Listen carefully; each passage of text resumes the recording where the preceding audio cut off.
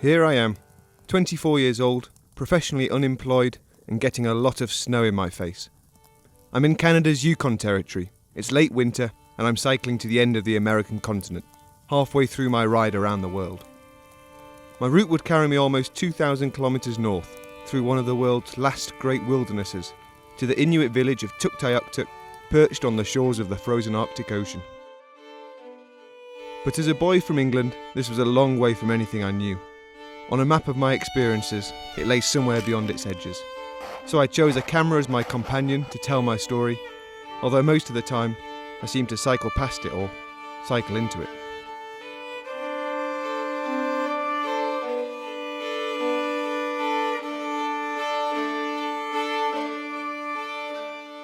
I spent the first week on small trails that snaked through the Yukon's great wild spaces, my tyres following the century-old footsteps of prospectors, men who, like me, had stood on their own map's edge and wanted to take a peek at what lay beyond. Although generations apart, perhaps we shared that same heady concoction of fear and excitement, that same need to seek Thoreau's tonic of wilderness. I was crossing frozen lakes and rivers for the first time in my life, riding through thick snowy forests, past towering mountains. Each night I lay alone in my tent, listening to the rumbling sound of ice shifting beneath me. And each new day, the creak of my bike and rasping breath would try and break the great white silence that suffocates sound here. It felt like I was living between the pages of a Jack London novel, and all I needed now was to find myself a little log cabin somewhere.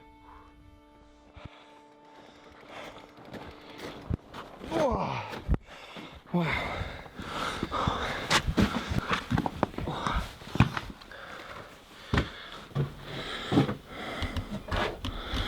What a view.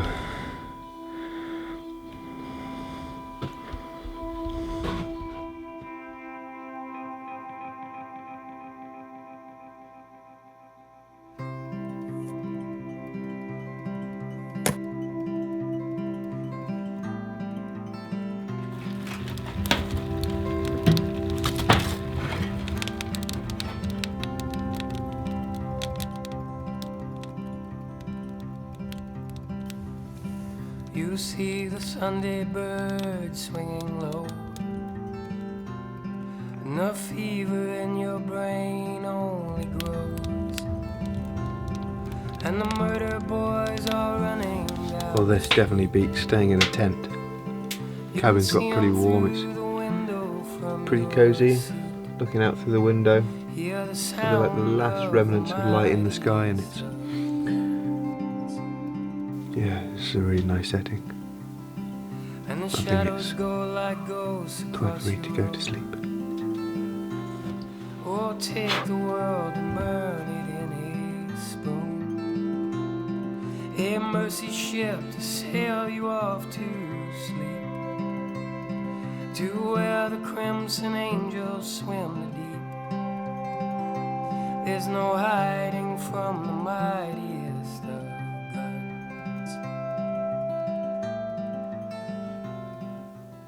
Yeah, these places are great, but at the same time I'm experiencing it all just by myself. And there is this big duality on solo travel trips between loneliness and solitude. You can feel so happy in those moments of solitude where you're just like, it's just me, and there's a huge philosophical side to doing big trips.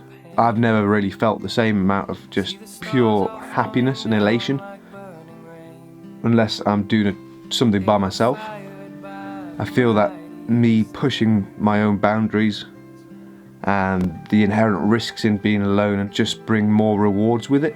But then on the flip side, there is definitely that side of me that wants to be sharing it with someone.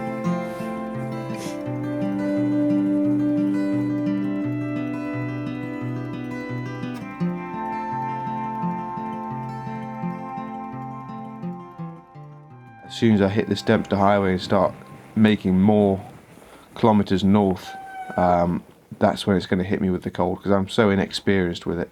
I mean, I rarely ever see snow. So this is all new to me.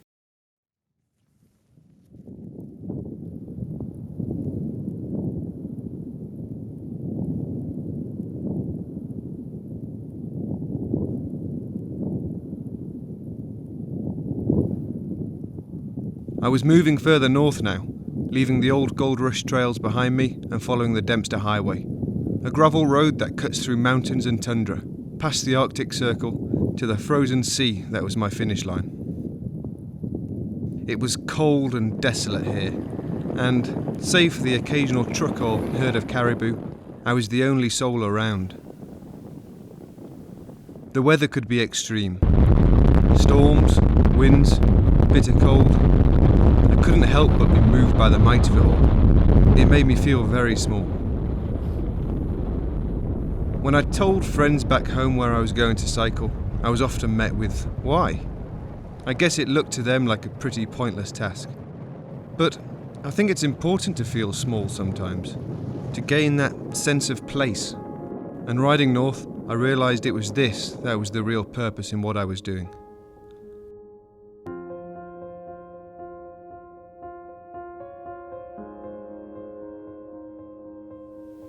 The world around me is pretty calm right now.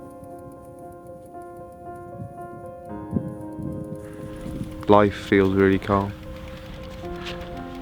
It's one of those moments where everything just seems like it's fallen into place.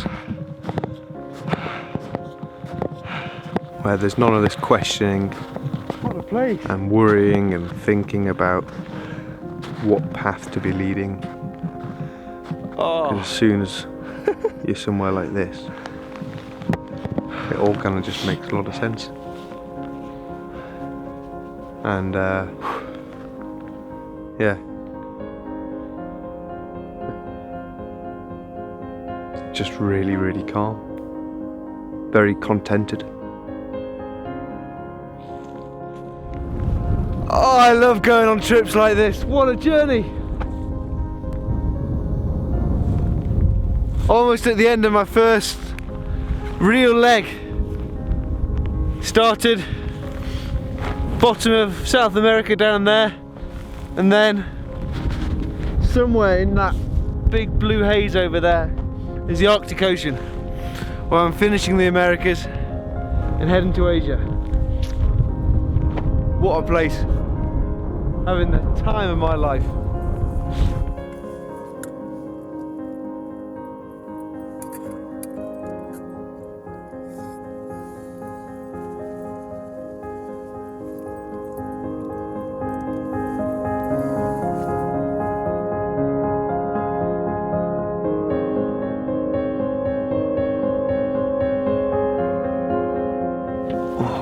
Well, good morning, and have a look outside my bedroom window.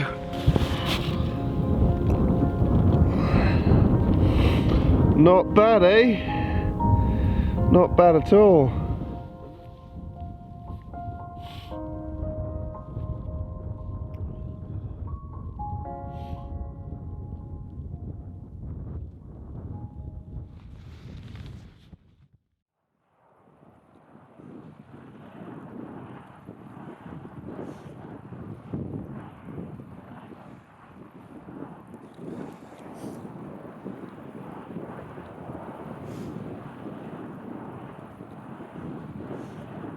I reached a small hamlet, high above the Arctic Circle, a chance to resupply my food and take a look at a map. Locals told me of a possible route north down the frozen Peel River that would stay open until new snow came. It would be a welcome detour from the Dempster Highway, so I went to find out more. Go from here all the way down the Peel, and right here you're gonna see it's about miles is 12 miles in mileage. Right here the road goes this way, the ice road. Just follow this road. You go this way, and then you just follow it. You can't go wrong. Right to the end of town, and just keep going. Okay. Yeah, and then it's gonna take you right to the river. Yeah, and once you get to the river, you just go.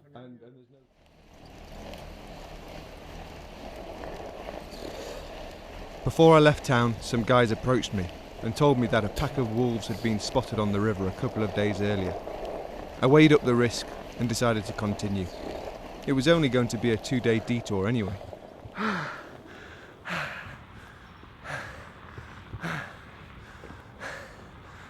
Yes! It was exhilarating riding down the river, the wildest place I'd ever been for sure. But it's funny how emotions can seesaw out here. As the sun began to set, I started to worry about what lay in the woods. Oh, I'm so scared of this threat of wolves. And I don't know if I'm being completely irrational, but then the only person I can reason with is myself. And I'm just going around in circles, telling myself that it's fine and telling myself that no, I need to be careful. And just over and over again, just can't decide. All I want to do is just share the weight of the decision with someone. But it's just me. Any stupid situation I get myself into, I've got to get myself out of. Oh.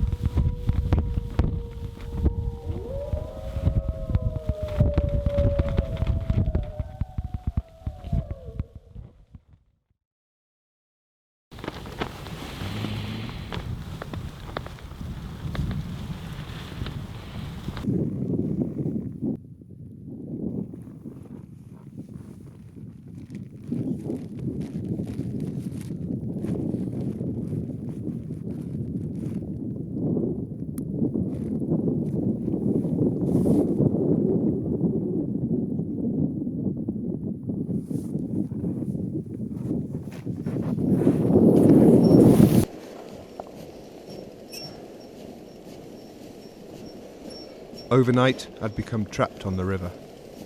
There'd been a storm forecast for later that week, but it had come early. I hadn't bargained for this. I was 60 kilometres from the town at the end of the river, 60 kilometres from help. A long way to haul my heavy bike through deep snow in Arctic temperatures. I had a day and a half's worth of food left, and I knew that somewhere in the trees there was a pack of wolves, hungry after a long winter. I was becoming trapped in my mind. Fear, hunger, loneliness, they all began to take control.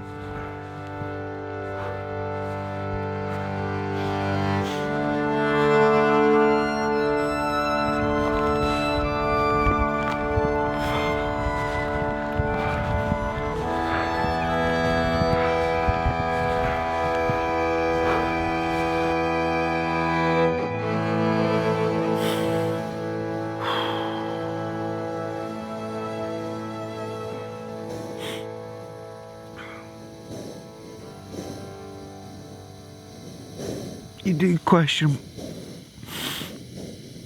why I'm doing it.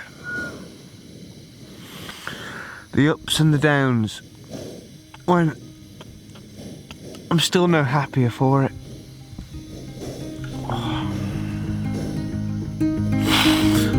Oh, man up, Ben. This is solitude, rolled up in your chair. You're never alone. You're never alone.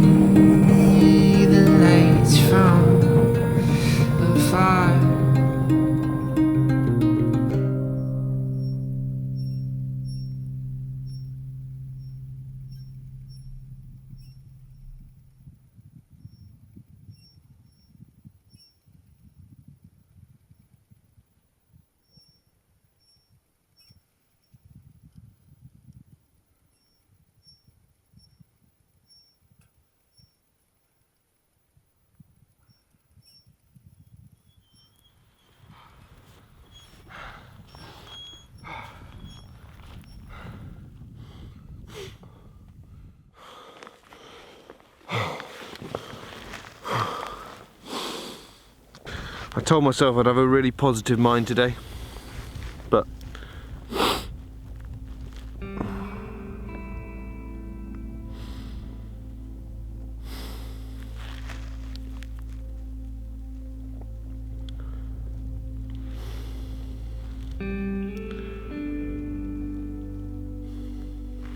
when it's as empty as this, I just feel so alone.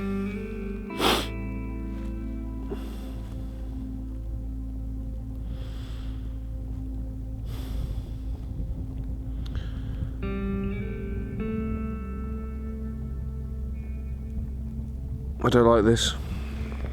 I don't want to be here. I want to just... I want to have that wonderful option of just handing in my ticket and saying, right, that's me done. In a place I've no experience, I've never been, I don't really know where I am.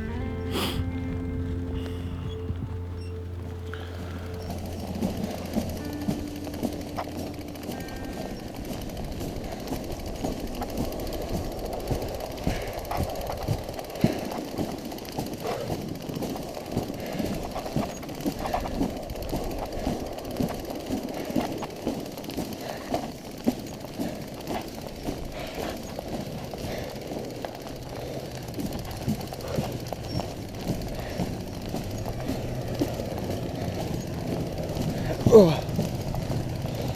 Hey there!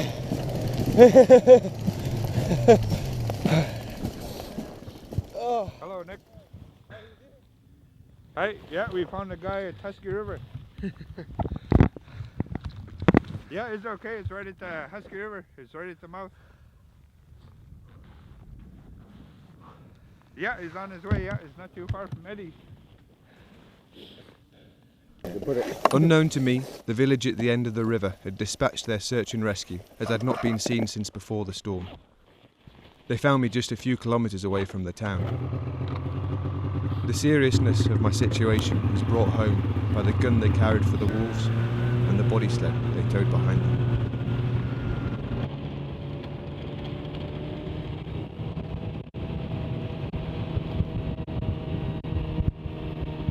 I'd been pushing for 3 days, almost 50 kilometres. Trapped in my own head, romantic solitude had turned into a nightmare of isolation. The same thought had kept repeating itself, that if the worst happens, then nobody, not even my family, know where I am. Travelling solo can be like walking a tightrope. I'd pushed my limits looking for that sense of solitude, that sense of fulfilment, but I'd been knocked off and learnt the full reality of being alone.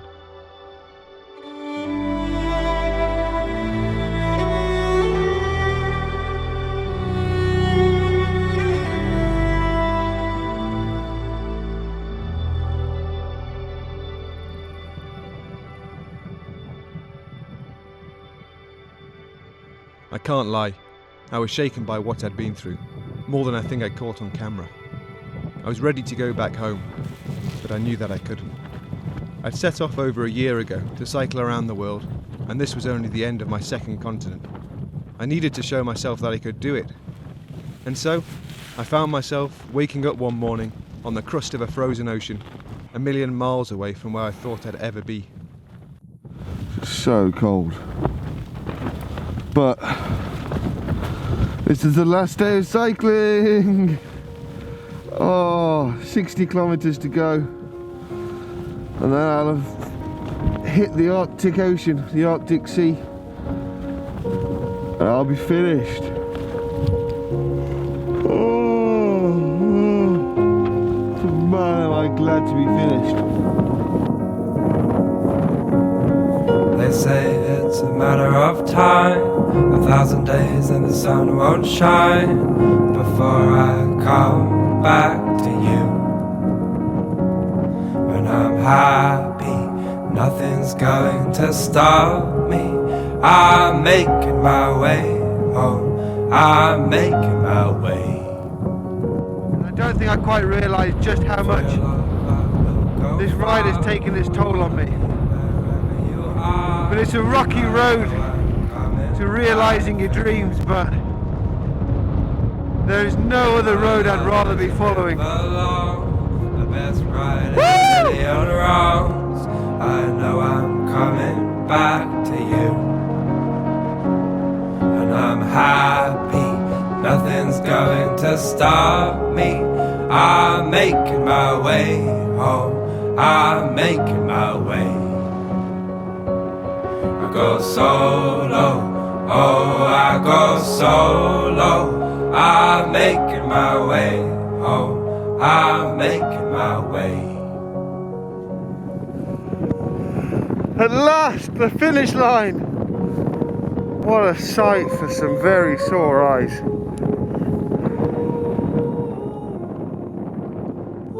I thought about ending my story here, but that wouldn't be the whole truth. I'd always known that there would be no welcome party when the road finally stopped. So, instead of walking off into a sunset, I sat in the bathroom of a small store, the only warm place I could find, and thought about the lessons this journey had taught me. Maybe I'd proved something to myself by going beyond the edges of my map, that any man who is a man can travel alone. But I also realised that perhaps finish lines are better shared. I go solo, oh, I go solo. I'm making my way home. I'm making my way.